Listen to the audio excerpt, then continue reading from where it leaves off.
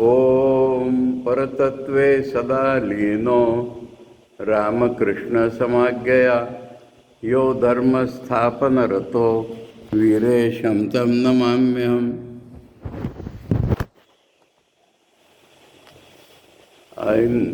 We are studying Swami Vivekananda's Bhakti Yoga, and maybe we will be able to complete it today.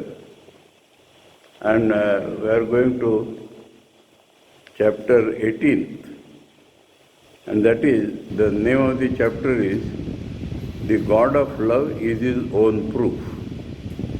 That is the name of the chapter. Previously, you have seen the triangle of love, the three essential qualities of love. Now the Jnana Yogis or anyone has to prove that there is a God. And there is a lot of discussion among philosophers whether there is a God or not. And so many philosophies, they do not accept even the presence of God. Now as far as Bhakti Yoga is concerned, very simple proof is there. I feel a love of God.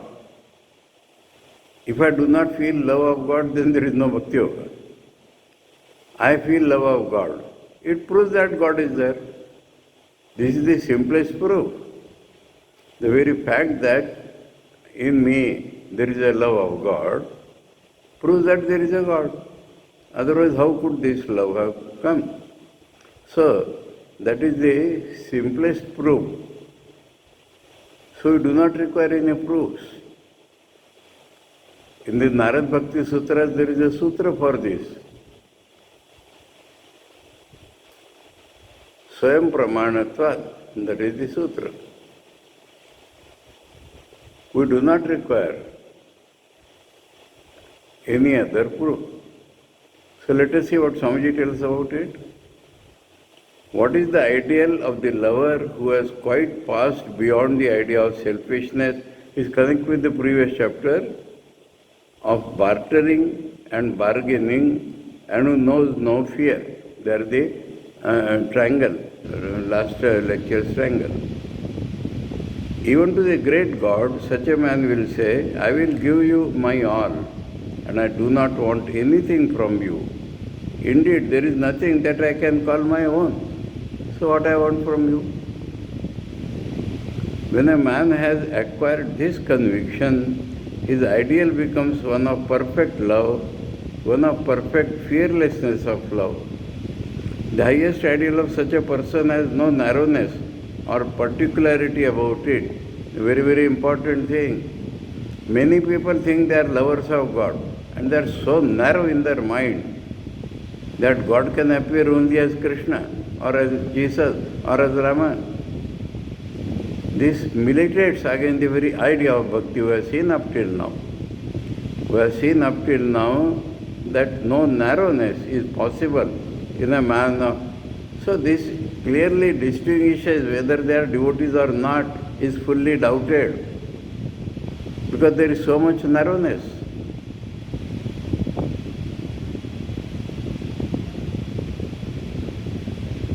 The highest ideal of such a person has no narrowness of particularity about it. So this much the form of God, no other form of God.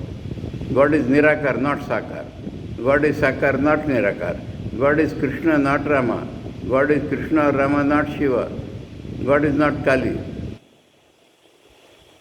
Such peculiar things are not admitted in the real Bhakti Yoga. It is love universal, love without limits and bonds, love itself, absolute love. So God Himself is Saisha Anirvachaniya Prema Sarupa, and if there is a love for such a God in our heart, then the love is universal. Because there is nothing in the world which is not form of God. God is present everywhere, in every temple, in every person, and so automatically the real love of God, He loves the whole universe. Love without limits and bonds. No types of limits or bonds. God of Brahmins or God of Kshatriyas or God of Hindus or God of Muslims. These are all nonsense things for the lover of God.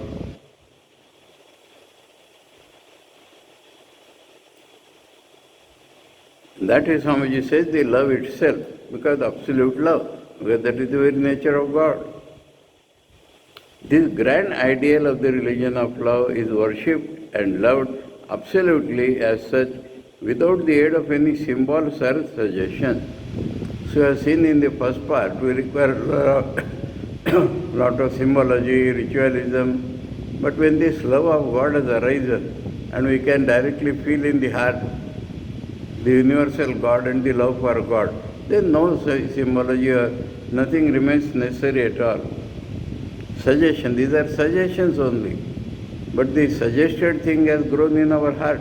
This is the highest form of parabhakti. The second part was called parabhakti, supreme devotion. And this has reached the supreme devotion, the highest point, where we don't require any outside symbol, and our God is universal.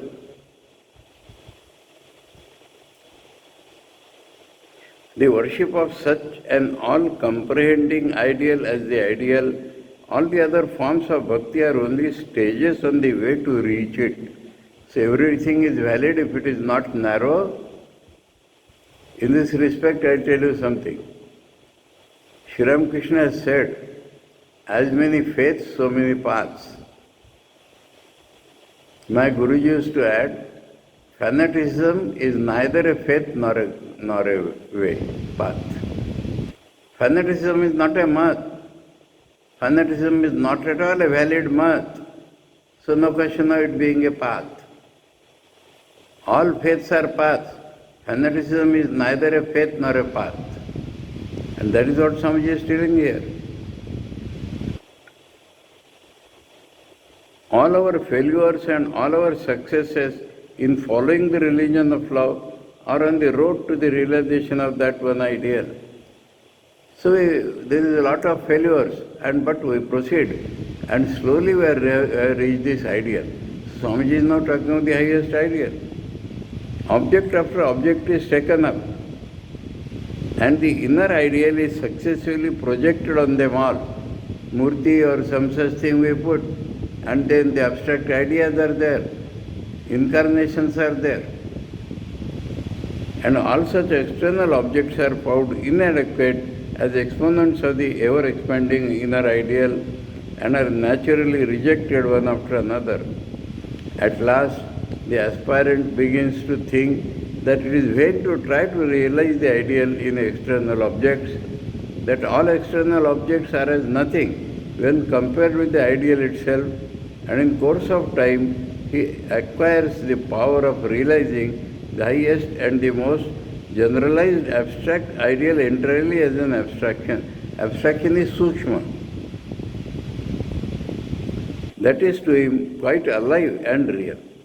So for the gross-minded man, these abstract ideals are not real, they are imagined.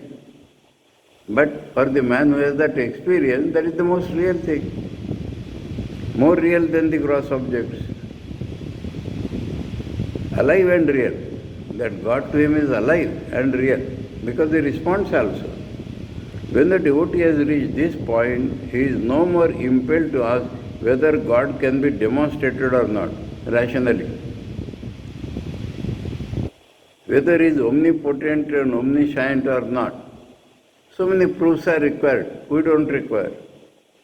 To him, he is only the God of love. And God of love is self-evident because I love him. He is the highest ideal of love that Swamiji has shown up till now. And that is sufficient for all his purposes. He, that is God, as love is self-evident. It is in my heart. It is in everybody's heart. It requires no proofs to demonstrate the existence of the beloved to the lover. Because I love him, so that is more than a proof. The full sutra Narada is pramanantarasya anapekshvatvat swayam pramanatvat. There is no need of any other proof, himself is his proof. That Swamiji at this point is expanding.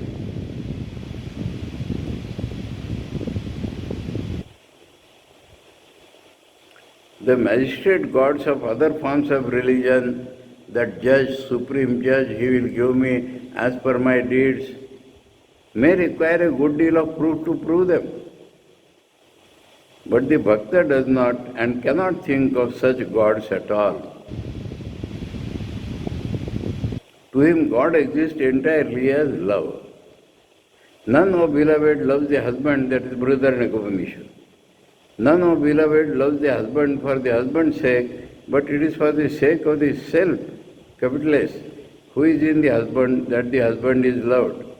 None, O beloved, loves the wife for the wife's sake, but it is for the sake of the self, who is in the wife, that the wife is loved. So that is the universal God. It is said by some that selfishness is the only motive power in regard to all human activities. It is said by some. The Swamiji is explaining that. That also is love, lowered by being particularized. If the love is particularized to this body and mind, then selfishness comes. And if the love is expanded, when I think of myself as comprehending the universal, I am not this body, I am the spirit which is universal. There can surely be no selfishness in me. But when I by mistake, error, think that I am a little something, my love becomes particularized and narrowed, essentially. The mistake consists in making the sphere of love narrow and contracted. All things in the universe are of divine origin. God is in different forms and deserves to be loved. It has, however, to be borne in mind that the love of the whole includes the love of the parts. Automatically. This whole is the God of Bhaktas, and all the other gods, fathers in heavens, or rulers, or creators, and all theories and doctrines and books have no purpose and no meaning for them, seeing that they have through their supreme love and devotion risen above those things altogether. So when through love we have reached this place, we do not require proof. When the heart is purified and cleansed and filled to the brim with the divine nectar of love, all other ideas of God become simply puerile and are rejected as being inadequate or unworthy.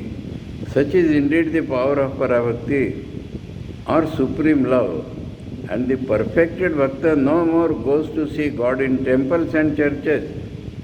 He knows no place where he will not find him. Not that he does not go to temples or churches. He goes because he finds God more there, but not in search of God. That he finds everywhere, where he is sitting, in this classroom, in his own room, in his bedroom, everywhere, in his bathroom, everywhere. He finds him in the temple, yes, as well as out of the temple. He finds him in the saint's saintliness as well as in the wicked man's wickedness, because he has him already seated in glory in his own heart as the one almighty, inextinguishable light of love, which is ever shining and eternally present. So, the previous chapter of the three characteristics of bhakti, of the not bargaining and no fear and love its own ideal, that has reached this highest point, that I love God and I know God as love, and I am universal and my God is universal, my love is universal, there is no narrowness in that. Now we come to the next chapter, an important practical chapter. Human representations of the divine ideal of love. Because you have a human mind, and we know the human love flows through certain modes called relations. Father, mother, child, friend, beloved, husband, wife, paramour, all these are modes through which the love flows. And when the love for God flows through certain modes, then we call those names, but that not like the worldly love at all. One simple example let me give. Some sadhu went to Holy Mother and said, You are just like my mother who gave me birth. She became grave. Why should I be like your mother who gave birth? Do you understand what is the meaning of I am your mother? I am your mother means I am the mother of whole world. I am the mother of good and the bad. I am the mother of the moving and the unmoving. In that sense, I am your mother.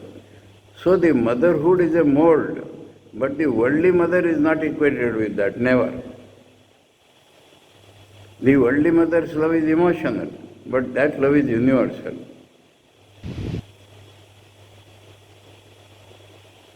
So human representations of the divine ideal of love. It is impossible to express the nature of this supreme and absolute ideal of love in human language. That is the first thing.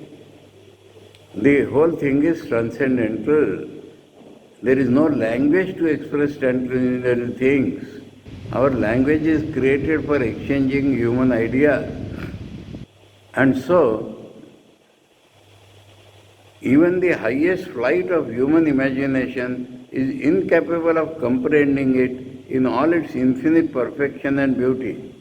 So only it can be experienced. It cannot be comprehended by buddhi, however sharp and universal that buddhi may be. Important thing, language is used when buddhi comes into play. Heart's expression is not language. Nevertheless, the followers of the religion of love in its higher as well as its lower forms, so love everywhere, from the beginning, worship and all that, and the supreme love, for all that, a human mold is suggested. In all countries, have all along had to use the inadequate human language to comprehend and to define their own ideal of love. As soon as the comprehension comes by buddhi, we require human language. And to express that, we require human language. To experience that, we do not require it.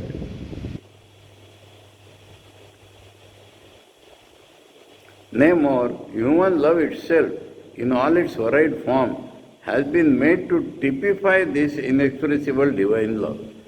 Typify, that means we have divine love for God. This type, that type, that type, for that we are using the human love expressions. Man can think of divine things only in his own human ways, towards the absolute can be expressed only in our relative language, because there is no other language. The whole universe is to us a writing of the infinite in the language of the finite. The universe, understand? Universe is nothing but form of God. We cannot express that. So, writing of the infinite in the language of the finite. Therefore, bhaktas make use of all the common terms associated with the common love of humanity in relation to God and is worshipped through love. So, type of love and the expressions within that type, that all human language is used. That is what Swamiji is telling. To understand. Some of the great writers on Parabhakti have tried to understand and experience this divine love in so many different ways. The Vaishnavas, they use Panchabhavas. The lowest form in which this love is apprehended is what they call the peaceful, the Shanta, non-particular relation with God. It is something like God is my Adhar, God is my support. So that is called Shanta. When a man worships God without the fire of love in him, so it has not grown that intensity. Without its madness in his brain, when his love is just the calm, commonplace love, a little higher than mere forms and ceremonies. So love has come and symbols, but not at all characterized by the madness of intensely active love. It is said to be Shanta. Madness element has not come. Madness means transcendental. We see some people in the world who like to move on slowly and others who come and go like the whirlwind. The Shanta Bhakta is calm, peaceful, gentle. That is the Shanta Bhakta. The next higher type is that of Dasya. That is servantship. It comes when a man thinks he is the servant of the Lord. The attachment of the faithful servant unto the master is his ideal. The most ideal example is Hanuman for Rama. Inside, the identical love is flowing. Outside expression, I am your servant.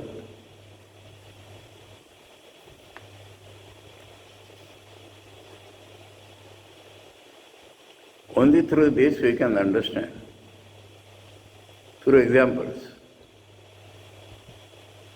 And the common Karma Yogi generally has this dasbhav. The next type of love is Sakhya, friendship. This Swamiji is describing in great detail. There is a Narada Sutra, Trirupa Bhanga Purvakam, Nitya Dasya Nitya Kanta Smaranatmakam, Prema Karyam Premaiva Karyam. So, Nitya, that means this love for God has to be thought in universal way. You understand? If I am the servant of God, let us start from this. If I am the servant of God, I am nobody else's servant. If I am the servant of God, all are servants of God. If I am the servant of God, nobody is my servant. These three ideas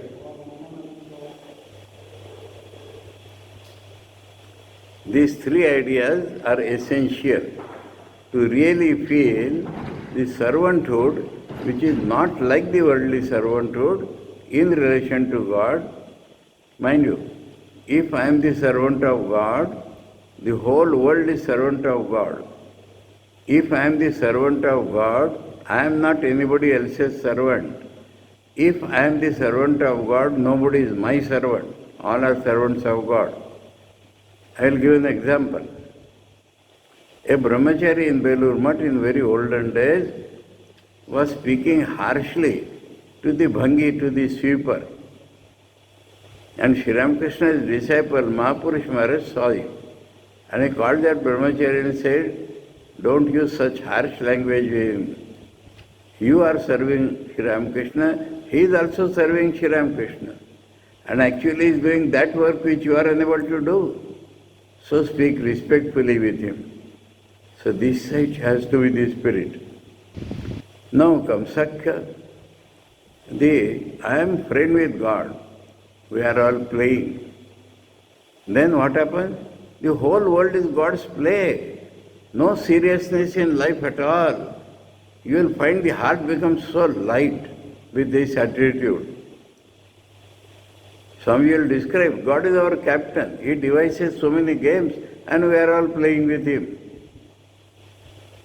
Even if we feel somebody is my enemy, God has divided two parties, friends and enemies, and we are playing.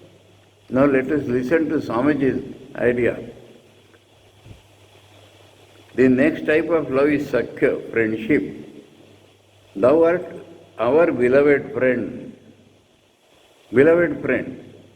Just as a man opens his heart to his friend and knows that the friend will never chide him for his faults, but will always try to help him, just as there is the idea of equality between him and his friend, so equal love flows in and out between the worshipper and his friendly God.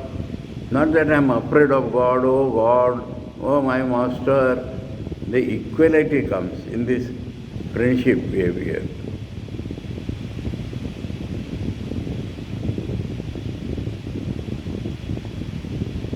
Thus God becomes our friend, the friend who is near, the friend to whom we may freely tell all the tales of our lives, the innermost secrets of our hearts we may place before him with the great assurance of safety and support. This is the actual friend.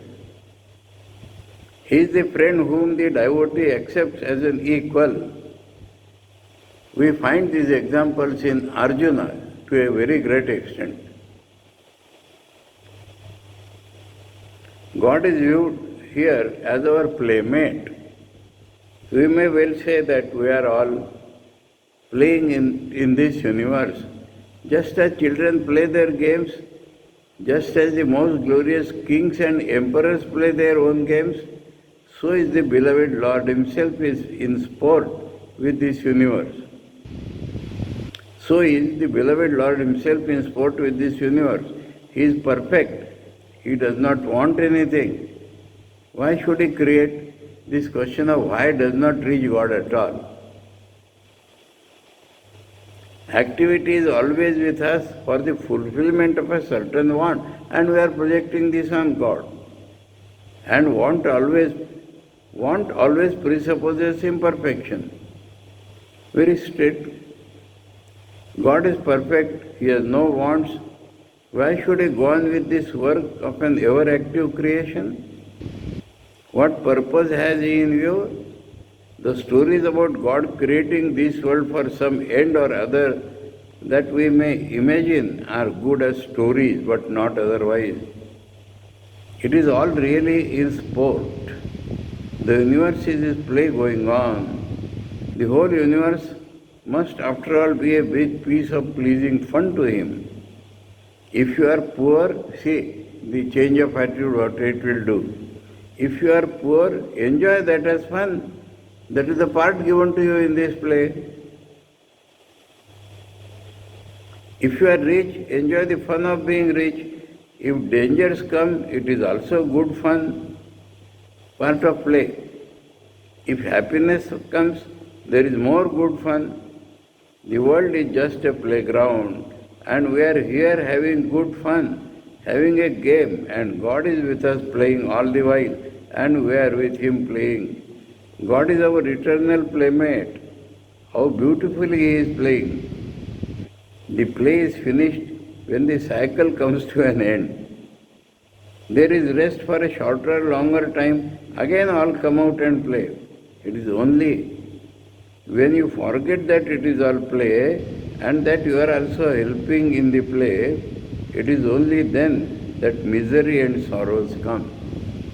So all sorrows, miseries, it's a play. Misery also is an act in the act. Then the heart becomes heavy when we forget that it is a play. Then the world weighs upon you with tremendous power. But as soon as you give up the serious idea of reality as the characteristics of the changing incidents of the 3 minutes of life and know it to be but a stage on which we are playing. So play has two significance. The drama is also called a play on the stage. And we have these parts and we are enjoying that parts.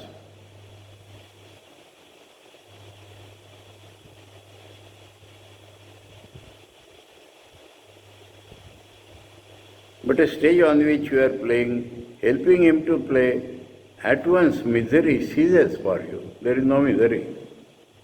He plays in every atom. He is playing when he is building up earths and suns and moons. He is playing with the human heart, with animals, with plants. Where is chessmen? Another idea of the play. Where is chessmen? He puts the chessmen on the board and shakes them up. He arranges first in one way and then in another. And we are consciously or unconsciously helping in his play. And oh bliss, we are his playmates. This fills his so much lightness, joy, all the heaviness, all the worries in this world are totally gone by this attitude that God is my friend. And God is the friend of all. And the whole world is God's play. He has no purpose. He is just playing. And I am also helping in his play. The next is what is known as Vatsalya. In the Western world it is very difficult to think. For many people it is difficult to think. Vatsalya means, I am the mother or father of God. God is my child. What is the significance? God, I am not afraid of God as power. I am not afraid of the greatness of God.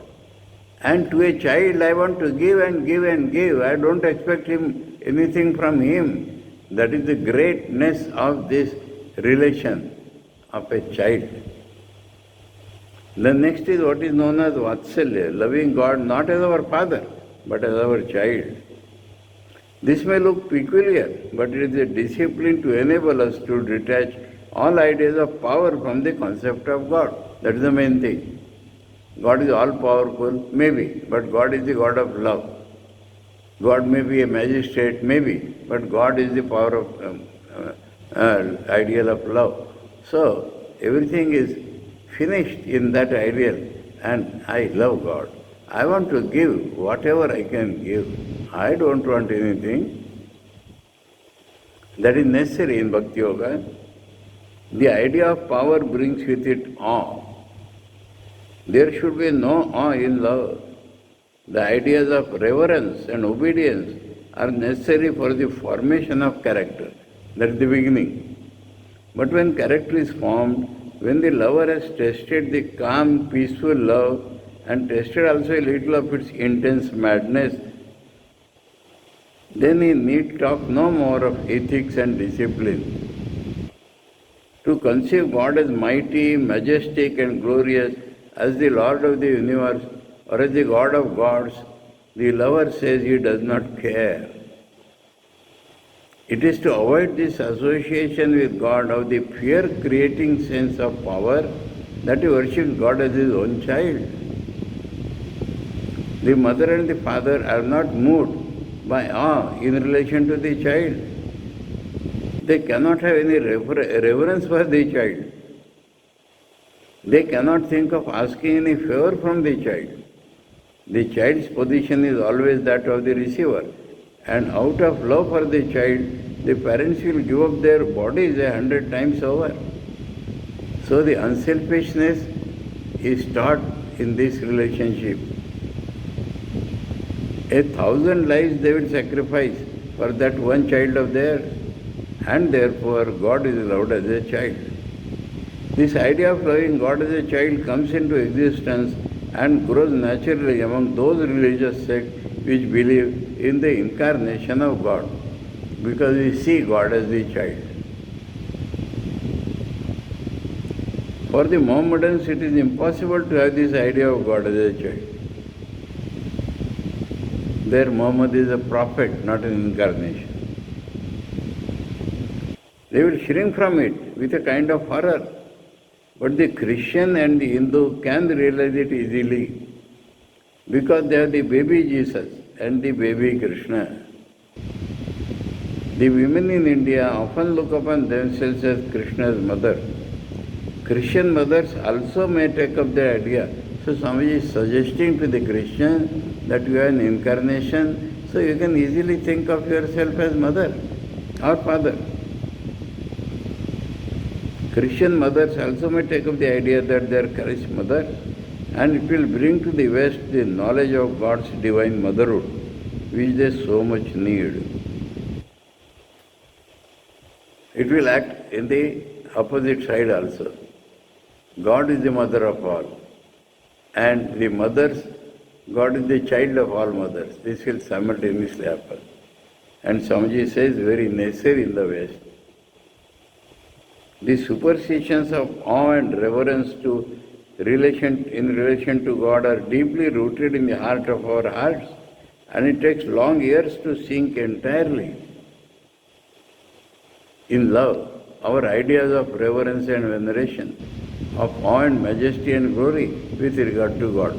That day we discussed with that Orissa friend, difference between fear of God and love of God. Now, further we go. There is one more human representation of the divine ideal of love. It is known as Madhura, sweet, and is the highest of all such representations, highest because most intense. It is indeed based on the highest manifestations of love in this world, and this love is also the strongest known to man.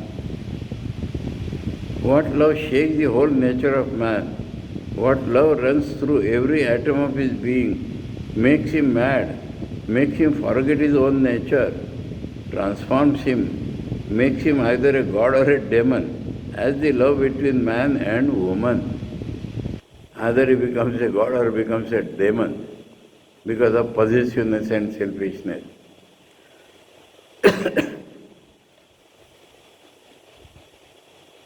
In this sweet representation of divine law, it is called Madhura, sweet. God is our husband. We are all women.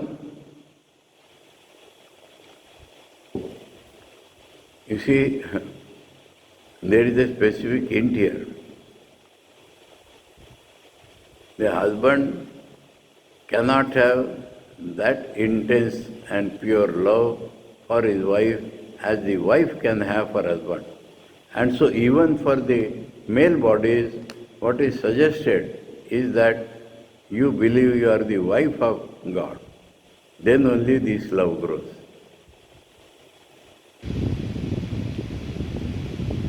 We are all women. There are no men in this world. There is but one man, and that is he, our beloved. Don't particularize it, only Krishna or only Rama. That will become wrong. God is God. All that love which man gives to woman or woman to man, he has here to be given up to the Lord. All the different kinds of love which we see in the world and with which we are more or less playing merely, that means we are not serious, have God as the one goal. Actually, of the relation in the world, also the God is the goal. We are misdirecting that love in the world. That is what Swamiji is meaning. But unfortunately, man does not know the infinite ocean into which this mighty river of love is constantly flowing. And so foolishly is the word again and again used,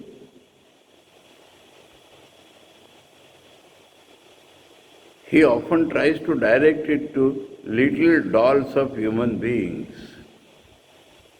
So now he has changed the very concept. We are using these relations in relation to God. Then Swamiji says, only in relation to God this should be used.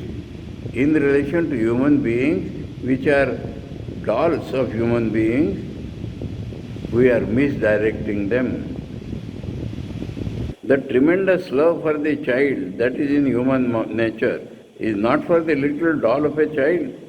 If you bestow it blindly and exclusively on the child, you will suffer in consequence. But through such suffering will come the awakening, by which you are sure to find out that the love which is in you, if it is given to any human being, will sooner or later bring pain and sorrow as the result. So, Swamiji is connecting the two loves. We are loving our own child. We will suffer. And then we understand that this love was meant for God. That is the connection. Our love must therefore be given to the highest one, who never dies and never changes. That is the main thing. To him, in the ocean of whose love, there is neither ebb nor flow. Love must get in its right destination. It must go on to him who is really the infinite ocean of love. All rivers flow into the ocean. Even the drop of water coming down from the mountain side cannot stop its course after reaching a brook or a river, however big it may be. At last, even that drop somehow does find its way to the ocean. God is the one goal of all our passions and emotions. All passions, that means Kama, Krodha, Lobha, Vatsa, let God be the object. If you want to be angry with Him. Chide your beloved, chide your friend. Whom else can you safely chide? Mortal man will not patiently put up with your anger. There will be a reaction. If you are angry with me, I am sure quickly to react, because I cannot patiently put up with your anger. Say unto the beloved, why do you not come to me?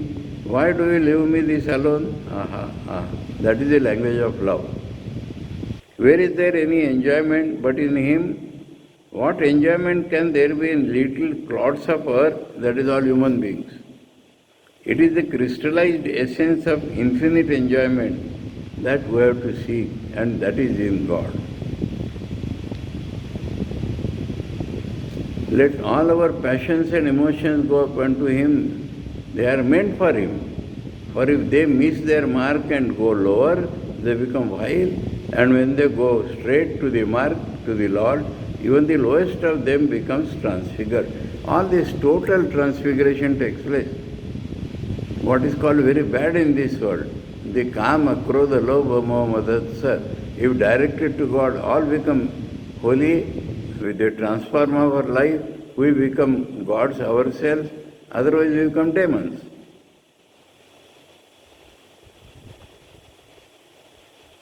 They are meant for Him. For if they miss their mark and go lower, they become vile. And when they go straight to the mark, to the Lord, even the lowest of these becomes transfigured. All the energies of the human body and mind, however they may express themselves, have the Lord as their one goal, as their ekayana. Ekayana means one goal. All loves and all passions of the human heart must go to God. He is the beloved. Whom else can this heart love? He is the most beautiful, the most sublime. He is beauty itself.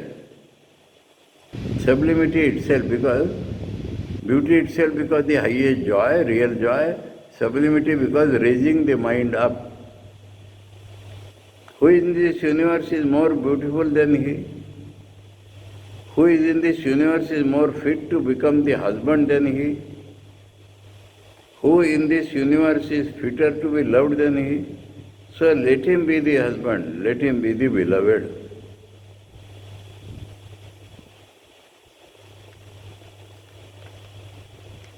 Often it so happens that divine lovers who sing of this divine love accept the language of human love. So it is not exactly these relations, but mold is that. In all its aspects as adequate to describe it. Fools do not understand this. They never will. They look at it only with the physical eye. They do not understand the mad throes of the spiritual love. How can they? I'll give the example. We read the Vrindavan Leela of Bhagavan Shri Krishna. Do we know that he was 12 years of age when he left Vrindavan permanently for Mathura? So, if the women of Vrindavan want him as their husband, we should understand that they know he is God. And they want God as their husband, not this cloud of earth. So we must not forget this idea, the physical fact that Sri Krishna was just 12 years of age when he left Vrindavan permanently.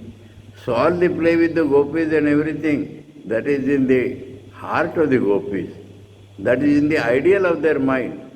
And that ideal they see in Sri Krishna. And that is why they are loving him. Not at all the physical attraction. He is quoting a shlok from the Gopi Gita. For one kiss of thy lips, O beloved, one who has been kissed by thee has his thirst for thee increasing forever. All his sorrows vanish and he forgets all things except thee alone. Surata Vardhanam Shokanashanam Swarita Venuna Sushtu Chumbitam Itara Raga Vismaranam Nranam Vitara Viranaste Dharamrutam. That is the shloka from the Sri Krishna's life in Bhagavatam. Aspire after that kiss of the beloved, that touch of his lips which makes the Bhakta mad, which makes of man a god. To him who has been blessed with such a kiss, the whole nature of nature changes. Worlds vanish, suns and moons die out, and the universe itself melts away into that one infinite ocean of love. That is the perfection of the madness of love. Now, Within Madhur Vav, Swamiji is making a still higher form. Because he has described now love between wife and husband. But the love between wife and husband follows certain social forms and norms. So, another ideal is taken up, the love of the paramour. The physicality or immorality is not at all meant here. The attraction is meant. And the more it is obstructed, the more it grows. That is what is meant. So Swamiji comes to that now. The true spiritual lover does not rest even there. Even the love of husband and wife is not mad enough for him. The bhaktas take up also the idea of illegitimate love because it is so strong. That is the one idea. The impropriety of it is not at all the thing they have to in view. The nature of this love is such that the more obstruction there are for its free play, the more passionate it becomes. So, when it is described that the gopis had their husband but they loved Krishna, the illegitimacy is not come into consideration. Two things, intensity and the more it is obstructed, the more it becomes intense. These two things only are met, the madness and the flow in spite of obstructions.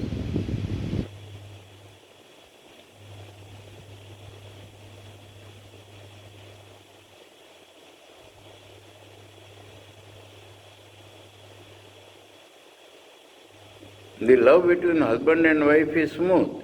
There are no obstructions there. So the bhaktas take up the idea of a girl who is in love with her own beloved and her mother or father or husband objects to such love. And the more, so these are only the molds. And the more anybody obstructs the course of her love, so much the more is her love tending to grow in strength. Human language cannot describe how Krishna in the groves of Vrinda was madly loved. How at the sound of his voice, the ever-blessed gopis rushed out to meet him, forgetting everything, forgetting this world and its ties, its duties, its joys, its sorrows. Man, oh man, you speak of divine love and at the same time are able to attain to all the vanities of this world. Are you sincere? So the basic quality Swamiji is telling is the purity. Then only we can understand the gopis' love. Where Rama is, there is no room for any desire. Where desire is, there is no room for Rama. These never coexist. The light and darkness, they are never together. Swamiji has ended it here, and the last chapter is called the conclusion. When this highest ideal of love is reached, philosophy is thrown away.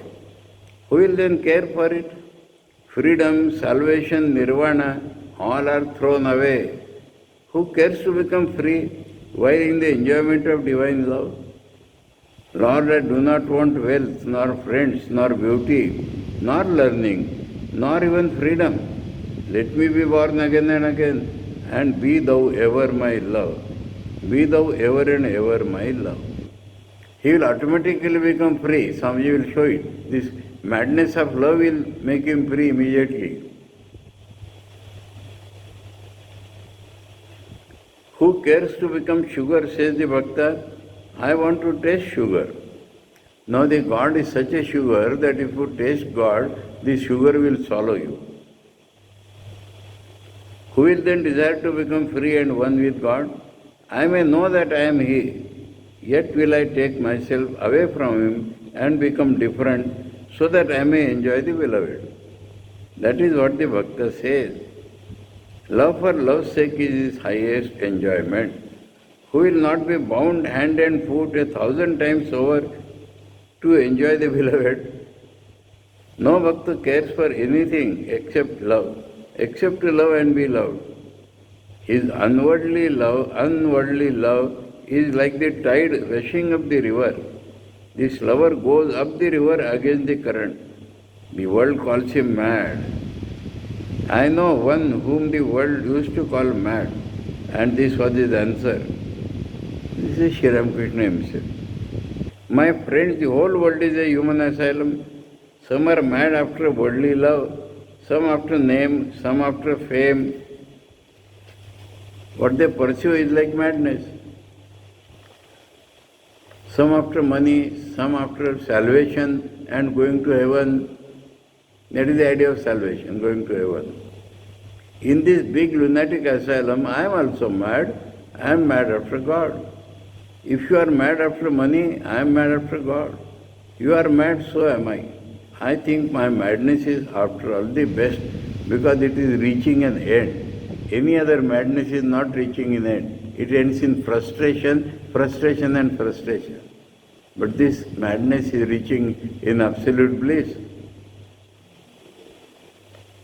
The true Bhakta's love is this burning madness, before which everything else vanishes for him. The whole universe is to him full of love and love alone. That is the main thing. That is the main thing. Because the nature of God is universal, the love of God makes the Bhakta universal. No narrowness or selfishness can remain in this love.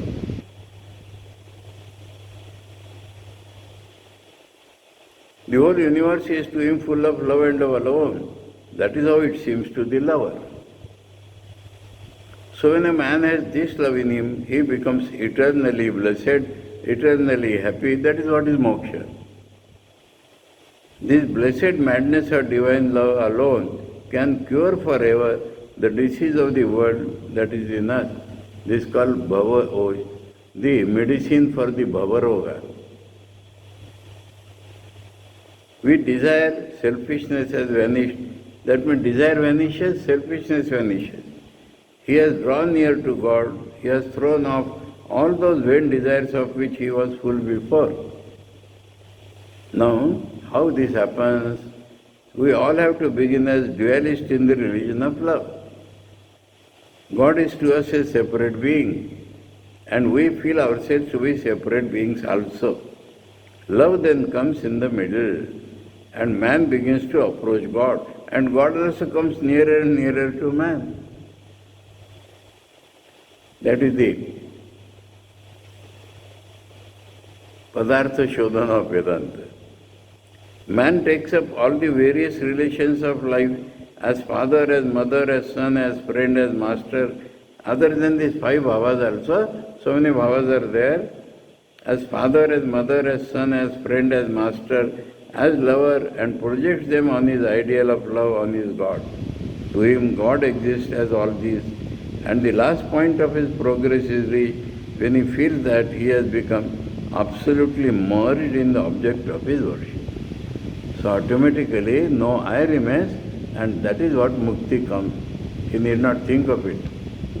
We all begin with love for ourselves. Selfishness is definitely there to begin with. And the unfair claims of the little self make even love selfish. Little self means body and mind. And they make our love selfish. At last, however, when we love God, comes the full blaze of light in which this little self is seen to have become one with the infinite. Man himself is transfigured in the presence of this light of love, and he realizes at last the beautiful and inspiring truth that love, the lover and the beloved are one. So this is called Triputi Bhanga of the Vedanta. Three do not remain. Love, lover and beloved all become only love. That is how the conclusion is reached. Friends, we have reached the end of our object of love, at least in reading Swamiji's book. Now there is an announcement. The circular from Advaita Ashram will follow, but from coming Thursday, we are shifting our attention and we are going to study practical Vedanta of Swami Vivekananda. We have studied Karma Yoga, we have studied Bhakti Yoga, now is the time for Jnana Yoga. But Jnana Yoga has a part called practical Vedanta, and that is very important to study first. So, from next Thursday, practical Vedanta, and when that is completed, we shift to Jnana Yoga. That is our next 2 books for study. In Bengali, this practical Vedanta is included in Jnana Yoga. In English also it was there. It became very big book. That is why it is separated. So, we will take up practical Vedanta from the next Thursday. Our Advaita Ashram president will issue the circular tomorrow. Maharaj, Pranam Maharaj, I am Shuddhidananda ji. Huh? Maharaj, I want to tell all the devotees Yes. that they can use the same Google Meet link for the next class Yes, also. because in Advaita Ashram we had the same link for Karma Yoga and same for Bhakti Yoga. Yes, for practical Vedanta also it will be the same link, Maharaj. Oh, Sudhir Maharaj is Yes. speaking. Yes. So the Yes, same yes. link continues. Though the circular Yes, will come, you can use the same link as you have been using. So Yes, the Maharaj. Yes, Advaita Ashram president is telling that. Very good. Happy. So you need Yes, not Maharaj. search for the link. The same link same. you will get classes on practical Vedanta from next Thursday. Thank you, Yes, Sudhir Maharaj. Maharaj. Yes. Yes, Maharaj. Pranam Maharaj, Pranam. ॐ परतत्वे सदा लीनो रामकृष्णसमाज्ञया यो धर्मस्थापनरतो वीरेशं तं नमाम्यहम् ॐ शान्ति शान्ति शान्ति हरिः ॐ तत्सत् श्रीरामकृष्णार्पणमस्तु।